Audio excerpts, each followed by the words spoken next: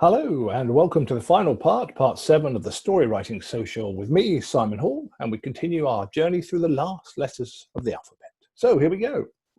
U. Now this is really tricky. Any guesses? I don't expect you to get it because it's so tough. Remember, you can pause at any time if you want to have a think.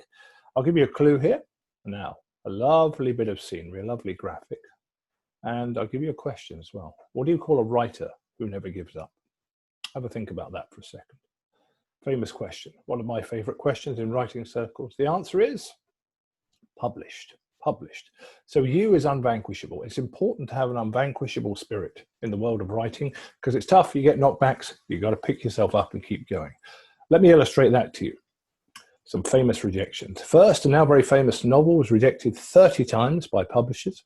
He was so disillusioned he threw the manuscript in the bin, but his wife fished it out and told him to keep on trying. And the novel went on to sell 1 million copies. And the author has now written more than 50 books and received numerous awards. Any guesses? Pause if you need to. Carrie, Stephen King. Remarkable, isn't it? All those rejections for a writer so well known. What about this one? Celebrated children's series rejected by 27 publishers. Author was going to burn his manuscript when an old friend who was also a publisher asked to see it. Since published more than 60 books, most famous being Green Eggs and Ham. What's that one? Think for a second, pause if you need to. Dr. Seuss. Could you imagine a world without Dr. Seuss? Quite. And finally, after 5 years of continual rejection, this writer finally landed a publishing deal. Her sales are now in excess of $2 billion. Only Shakespeare has sold more. Who do you think that is? Have a pause, have a guess if you need to. And it is, in fact, maybe not who you thought. Agatha Christie. Now, isn't that remarkable? Agatha Christie. So you, unvanquishable. Don't get anywhere in life by giving up. If you get knocked back, pick yourself up. Get on with it. Carry on. Start again. On to V. Slightly easier one for you. Again, pause if you want to have a guess. I'll give you a clue. What is it? I think you've got it. It's voice. Voice the character of your writing. Write like you feel, not like you're politely taught to in school, how you really feel. And that can really help your writing. Give you some examples. Great voice. If you live to be 100, I want to live to be 100 minus 1 day, so I never have to live without you. Sometimes the smallest things take up the most room in our hearts. How do you spell love? You don't spell it, you feel it. Who's that? I think you get that straight away, don't you? Yeah, it's A.A. Milne. Beautiful voice, right into the heart of childhood, innocent, just wonder, happiness, and that voice helps the writing live down the years. What about this one? Very different. This is a will. Elizabeth Jane Farfree be not told of my death or made to grieve on account of me, and that I be not buried in consecrated ground, no sexton be asked to toll the bell, and that nobody is wished to see my dead body, and that no mourners walk behind me at my funeral, and that no flowers be planted on my grave, and that no man remember me. To this I put my name. Any guesses? Tough one, but the voice is what makes it live through history. That's Thomas Hardy in The Mayor of Casterbridge, writing about Michael Henchard, a man who lifted himself up through great hard work and toil, and then cast himself down through his own vanity and pride. Really powerful voice, real bitterness, self-loathing coming through. And a different voice again. After hearing the disgusting noises from downstairs last night, I've also vowed never to drink alcohol. Perhaps when I'm famous and my diary is discovered, people will understand the torment of being a 13 3/4-year-old undiscovered intellectual. What's that? Yeah, of course. That's Adrian Mole. Beautiful Adrian Mole. So voice. Voice can be really, really important to you. Don't just write formally and politely. Write into the feel, write into the character. And here's an exercise where you pause to have a play with this one. Romeo and Juliet, the famous balcony scene. Imagine you came upon that and you saw the lovely wooing, the love-struck, the star-crossed lovers talking to each other. What would you think? Describe it. Would you be absolutely enchanted, or would you be horrified? Have a little go at that for an exercise. Pause if you need to for a while. On to W. Any guesses? I'll give you some clues. These are all examples of W. W is an important part, critical part of writing. W is whereabouts or sense of place. If you get the sense of place right, the setting, it can live for years and years in the memory. For example, the most desirable setting a child could ever wish for, from chocolate rivers to hair toffee to lickable wallpaper and everlasting gobstoppers. And the story, of course, a young boy navigates the dangers of greed and being spoiled to win the wonderful inheritance of the highly eccentric owner. Yeah, Charlie and the Chocolate Factory. Beautiful sense of place. Absolutely beautiful. And such a good place. It lives down the years. It stays with us. What about this one? Home to a trap for heffalumps, where the woozle was an owl's house, Eeyore's gloomy place, plus, of course, a legendary stream for playing a special game of sticks. And the story's childhood dream for countless millions, and many a moral lesson. Yeah, of course. Yeah, and that's Winnie the Pooh. And the beautiful settings help it live down the years as well.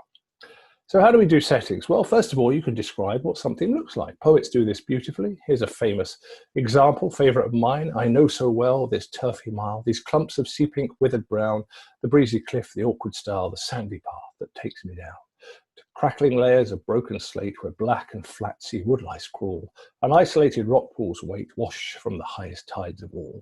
I know the roughly blasted track that skirts a small and smelly bay, and over squelching Bladderwrack leads to the beach at Greenaway. So Betjeman, John Betjeman, about Greenaway, largely what it looks like. But if you confine yourself to just describing what a scene looks like, you're missing out on some important weapons, because you've got 4 other senses as well. And let me illustrate that to you. Let me ask you these questions. If you get these senses stimulated, the soft freshness of a newly laundered towel, hold it, smell it, how do you feel? What about this one? Walking barefoot in the sand amid salty sea air. How does that make you feel? The sand, the smell of the air, the sound of the sea. The dank echoes of a dark subway, so the light is dark, it smells, it's echoey, it's oppressive and ominous. Unpleasant body odor on a crammed tube train. Ooh. So how are you feeling with all those? Because of not just what it looks like, but the smells, the touch, the taste, the sounds as well. So don't just confine yourself when you're writing to setting a scene by what it looks like. You've got those other senses as well. Really important, really powerful, can help you. And here's an exercise. Pause if you want to have a go at this. Imagine you have been walking through a forest. It's summertime and it's not rained for ages. The first rain for several weeks. You're caught in a storm in a forest. Describe, yes, what you can see, but also the smell, the sound, the touch, the taste even. Take a minute or two to describe that. Okay, on to X, and again, any guesses? I'll give you a little clue there because it's a tricky one. Don't go on and on, say what you need and shut up. Cut and cut again to reduce your content back to the bare bones. This is a bit of a cheat, but this is what I came up with for X. X is exercise, less is more. You don't need to go on and on and on if you choose the right words. For example, the chap there on the left, very famous, recognize him? Thought you might, Abraham Lincoln, giving the Gettysburg Address, a remarkable example of oratory and speech making, often cited as one of the finest. But did you know how many words there were in the Gettysburg Address? How long it went on for? Perhaps fewer than you think. The answer is 272. It probably took less than 2 minutes to deliver. Why? It's not the word count is why, it's how much the words count. Choose your words carefully. You can make a big impact. Less than 2 minutes of that speech, and it went down in history because he chose the right words, spoke from the heart with passion and voice and power. And the chap in the top right, I guess you'll probably recognize, that's Ernest Hemingway. Hemingway was once asked to write a story in just 6 words. What a challenge that is. And he came up with an example which is very famous indeed. For sale, baby shoes, never worn. Now think about that for a moment, how sad and poignant and powerful that is. A story in just 6 words. So less is more. You can make more impact from less words, less work and less effort if you choose the right words. Use the power of the language, use the power of imagination. So as an exercise for this, imagine you had to write a story in 6 words about coronavirus. I don't mind whether it's the start, the end, or anything that goes on in between. A story in 6 words. Pause, have a go at that. Not at all easy. Okay, on to why. You will never get this. This is a real cheat, but it's an important point. It's one of the golden secrets of success in writing and life. Maybe that gives it away for you, maybe it doesn't. Why is actually yesterday. And why do I show you that? And why do I talk about yesterday? If you look at the Guinness Book of Records, there's some dispute about this, but what would generally a lot of people tell you is the most recorded pop song of all time? By which I mean, it was recorded by this group and it was so very good, everybody else loved it, they wanted to record their own version. Well, the answer is staring you in the face. Yeah, it's Yesterday, Paul McCartney and the Beatles. The story about Yesterday is that Paul McCartney, when he wrote it, did it in just a few minutes when the Beatles were on tour. Didn't know if he'd heard it before, if he'd unconsciously plagiarized it, maybe it had been in a dream, didn't even know if it was any good.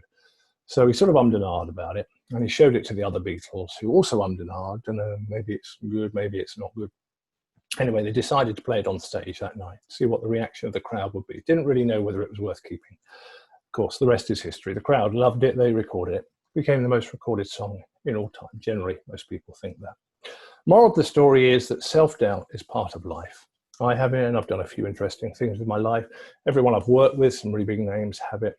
Everybody I've ever met has it. Some people are honest and admit it, some don't. Self-doubt, everybody has it. So if you have self-doubt, you're only being human, you're only being natural. Some days it's hard to be. Just remember the Paul McCartney story and keep going. Critical in writing, critical in life. Get over your self-doubt, just as is persistence, the other golden secret we've covered today. You don't get anywhere by giving up. So finally, that brings us to letter Z. You won't get this because it's really mangled and really cryptic, and I apologize for that, but it's important to me to say this anyway. A little clue for you. Z is actually two Zs. Have a pause if you need to guess what it is. Z for me, zeros and zeniths. And why do I say that? Well, a couple of reasons. Zeros and zeniths, because that's the emotional journey I think coronavirus has taken us on. It's been a dreadful time in many ways, but it's also been a time of some amazing peaks, zeniths. I've seen people looking after each other, showing great selflessness, public spirit. It's really brought a sense of society and civilization out in many, and that has lifted me. And if you've been following me through this journey on all the letters of the alphabet and the Storywriting Social, just a final note.